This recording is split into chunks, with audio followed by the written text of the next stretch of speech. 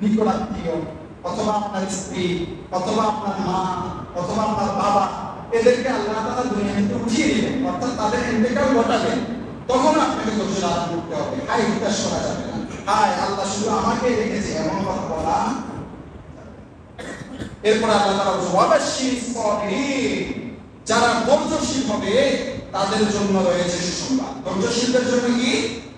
আমার মূল পয়েন্ট আছে এটা, ওয়াবাশশিরিস সাবিরিন। শুধু এতটুকু কাছে একটু বার্তা যখন শুনতেছি কোরআনে কারীমের অন্য আয়াতের মধ্যে আল্লাহ তাআলা বলেন আউযু বিল্লাহি মিনাশ শাইতানির রাজীম বিসমিল্লাহির রাহমানির রহিম ইন্নামা ইউওয়াফাস সাবিরুনা আজরাহুম বিগাইরি হিসাব।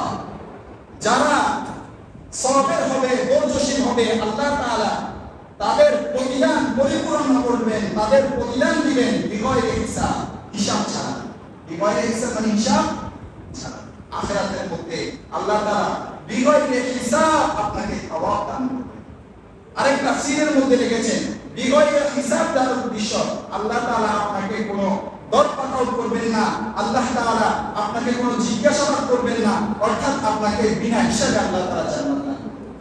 সুবহানাল্লাহ।